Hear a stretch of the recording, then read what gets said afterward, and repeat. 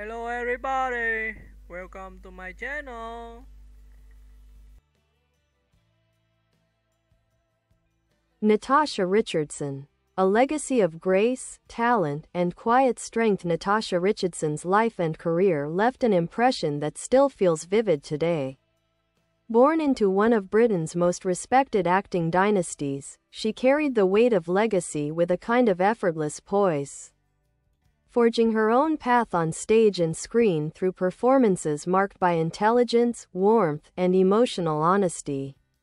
A family rooted in theatre. Born on May 11, 1963, in London, Richardson seemed destined for the arts.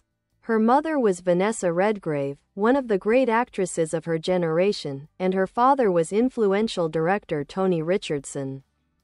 Despite the spotlight surrounding her from birth, Natasha approached acting with humility, technique, and genuine love.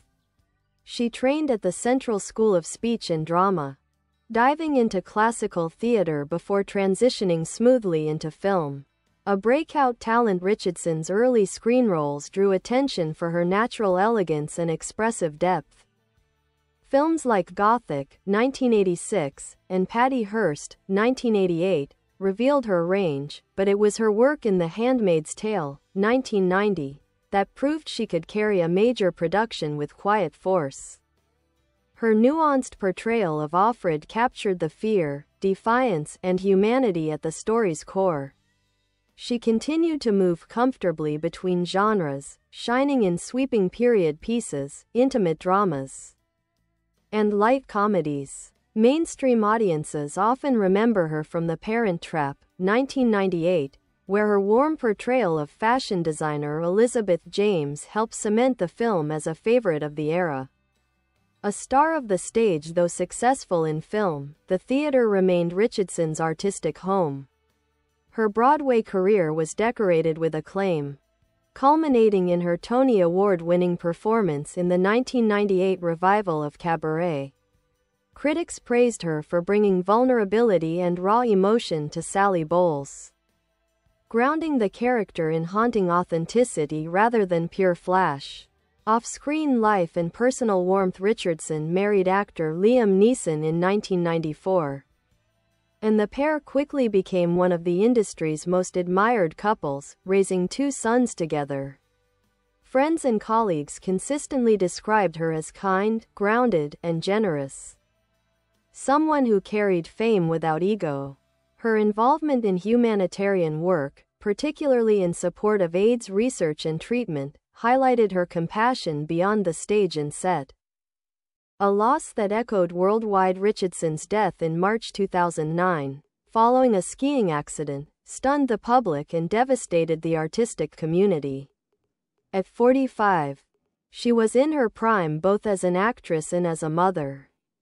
The outpouring of tributes spoke to her impact, a performer of uncommon sincerity and a person whose warmth touched everyone around her.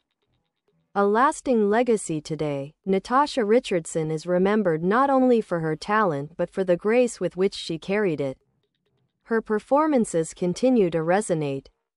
Her philanthropic efforts endure through ongoing charitable work, and her family honors her memory with quiet dignity.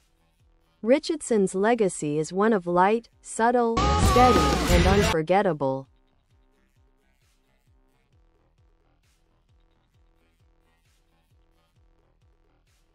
A more complete portrait of Natasha Richardson. Natasha Richardson's story is one people return to not just because she was talented, but because her presence carried a kind of emotional clarity.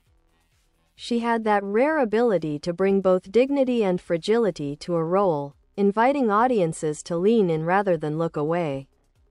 Crafting a career of intention. Richardson's body of work shows a performer who chose her roles with care. She refused to be boxed into typecasting, moving fluidly between independent dramas, historical adaptations, and contemporary stories. In Nell, 1994, where she starred alongside Liam Neeson and Jodie Foster, she gave a performance that anchored the film's emotional stakes. Her character, Paula Olsen, brought both rationality and empathy to a story rooted in communication and humanity.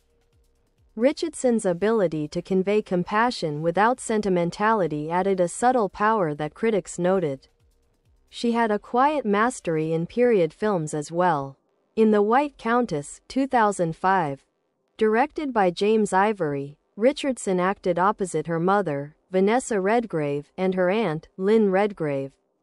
The project became one of the rare films to unite all three women on screen, creating a cinematic time capsule of the Redgrave family's artistry.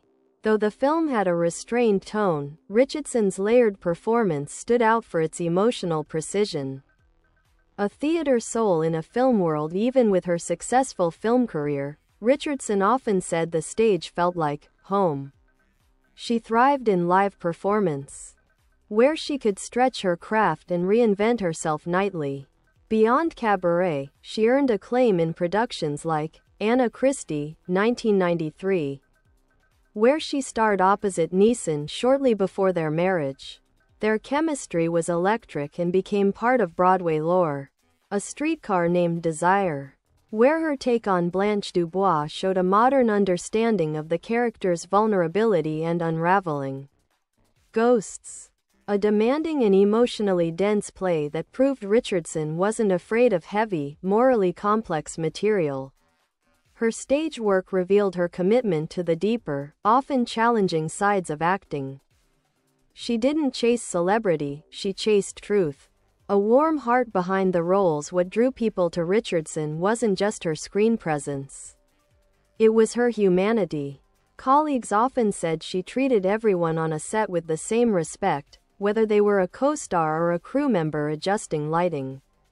She wasn't performative about kindness. It was simply who she was. Her friends described her as witty, playful, and occasionally mischievous, someone who understood how to make people feel seen. She was also proudly devoted to her family, balancing career ambitions with motherhood in a way that impressed those around her. In interviews, she never glamorized the entertainment industry, instead speaking openly about challenges, disappointments, and the work required to stay grounded.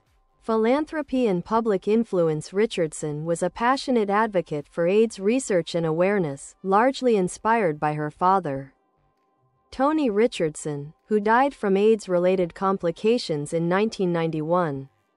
She worked with AMFAR, the Foundation for AIDS Research, hosting events, raising funds, and using her public platform to help reduce stigma at a time when conversations about HIV/AIDS were still fraught with misunderstanding.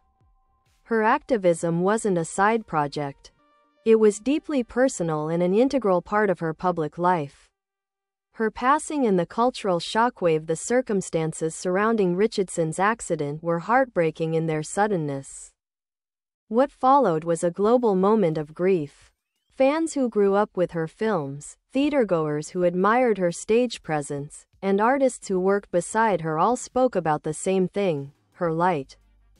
Her passing sparked conversations about medical safety in winter sports, traumatic brain injuries, and the importance of rapid medical attention.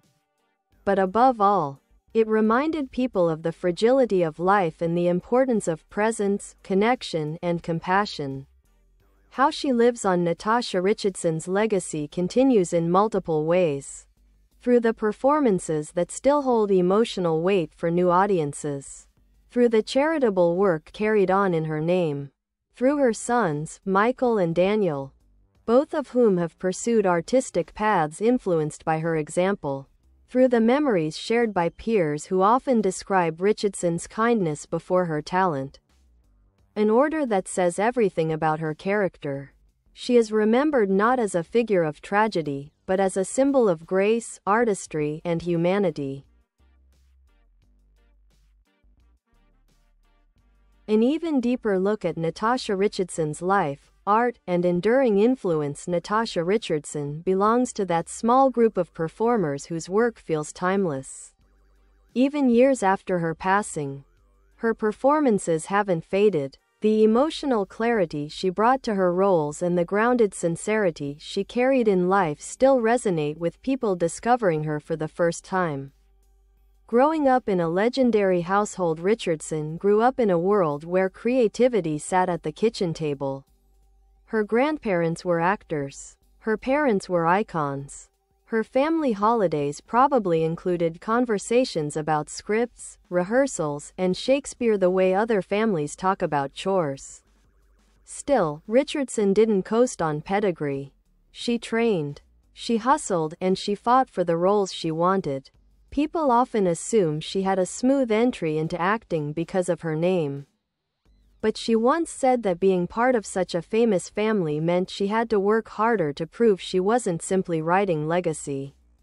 Her approach to acting, intelligence first, ego last. One of the striking things about Richardson's work is how cerebral it is. She didn't just play a character's emotions, she understood their psychology. Even in lighter films, she gave the sense that her characters had full inner lives. She brought small, intentional choices to her craft. A slight, knowing pause, a gentle tightening of her expression, a soft, warm delivery that could flip to steel when the scene demanded it. These are the kinds of details that make performances feel real instead of performed. Critics had a phrase they often used for her: a thinking actor's actor. Film roles that marked her career. Though she didn't make as many films as some of her contemporaries, the roles she did choose were memorable. A few standout projects: Widow. Bye bye. Thanks for watching. Bye.